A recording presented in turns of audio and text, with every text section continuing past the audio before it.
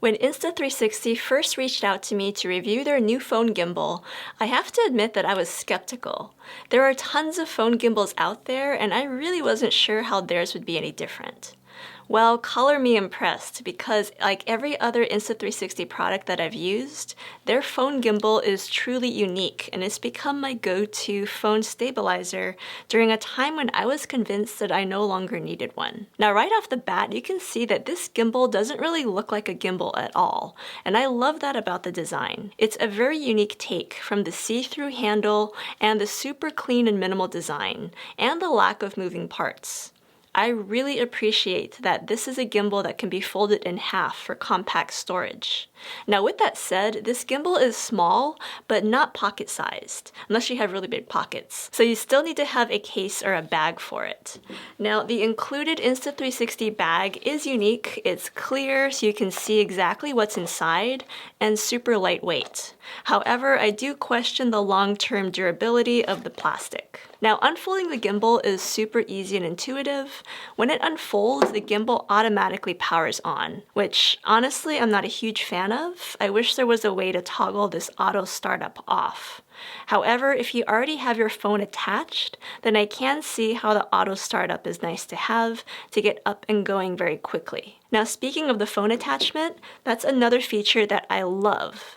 Now, you guys know that I just switched from Android to iPhone, and I've been loving the MagSafe feature on my iPhone 14 Pro. So I'm kind of obsessed with finding magnetic mounts for everything right now, and it is surprisingly secure. Physically, the gimbal has two tricks up its sleeve, which are not at all obvious at first.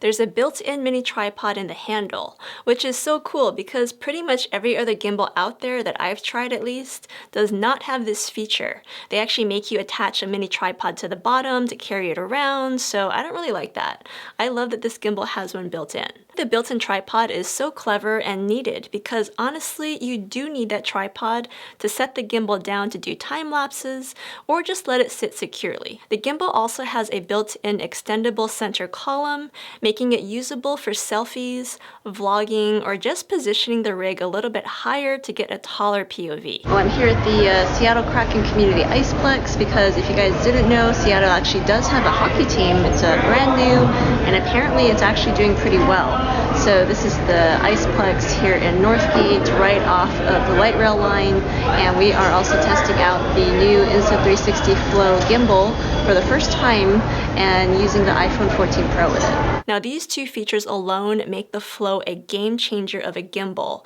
and they set a new standard. So I really hope that other gimbal makers out there consider adding these new features to their own products. A common question we get on the channel is, can you add an external microphone to the gimbal and still vlog with your phone?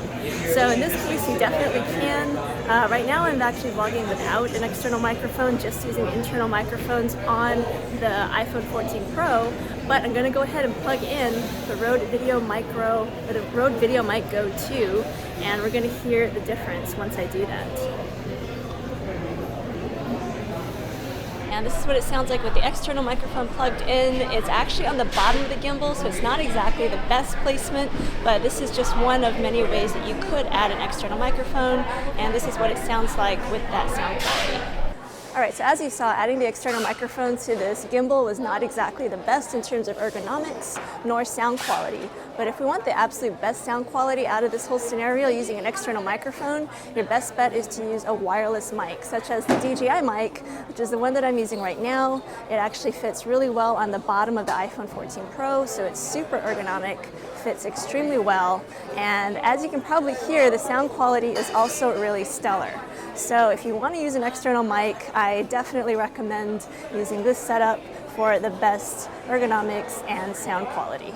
Now, in terms of accessories, only a few are included, which I really appreciate. So there's a couple of cables for attaching your phone to the gimbal, and there's also a little light. Now, honestly, I like the idea of the light, but I've had this on other gimbals, and I honestly never use this feature. But this is such a small light that it's so easy just to put in your pocket or into the little bag, so it's there if you need it. So I love the size of this light, and it does add a really nice pop of light, which is so useful if you're vlogging in low light, since you are guaranteed to need a gimbal when shooting in low light. So great to have just in case you need it. All right, pardon the noise, but this is a video test with the new Insta360 Flow and the included light. So it actually looks really good so far, but we'll also do a test without the light to show you just how effective it is. All right, and this is in the exact same lighting conditions without the light. You can see that it made a huge difference when it was indeed on. Now let's talk about the experience of actually using the gimbal. Now I love that there's an automatic setting for getting up and running quickly, and I'm so surprised that other gimbals, at least the ones that I've tried, don't have an automatic mode. So the gimbal is an automatic setting, and we're also using the Insta360 app with it. So we're just testing it out. I'm gonna see if, oh yeah, it's being pretty intuitive. It's realizing that I want to do like the hand follow with it, or the POV perspective.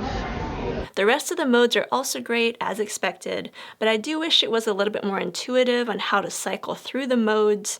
I keep forgetting how to do this on the gimbal because I'm so used to having the dedicated mode button, which is not present on the gimbal. So the rest of the buttons are, in my opinion, pretty intuitive, mostly because I've used other gimbals, so the commands are really similar, like tapping that front button twice to recenter and tapping it 3 times to get into selfie mode. I also really appreciate the little right-hand button here to switch between horizontal and vertical orientation. Now, I also found the accompanying phone app to be pretty intuitive, and perhaps most impressive of all, to me anyway, was how quickly and reliably the Bluetooth connection was. I am brand new to iOS, so perhaps iPhone apps always work this well, but I always found that on my Android phone, the app connections were kind of iffy and not super fast or reliable. The Deep Track feature was probably the thing I was the most impressed by. It is just amazing. I tested it out on the toughest subject I could think of, my 18-month-old toddler who moves very quickly and unpredictably, and the Deep Track focusing was spot on.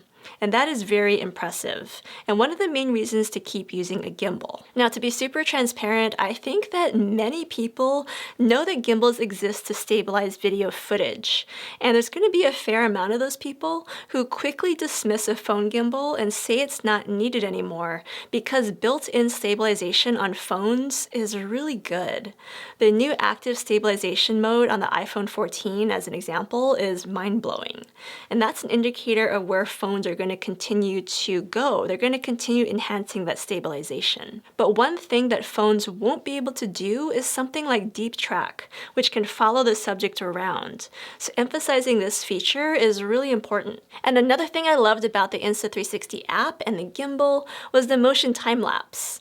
Again, this is something that a phone can't do by itself, and I really appreciate that the motion time-lapse has the option to shoot quick 1-minute or 2-minute time-lapses.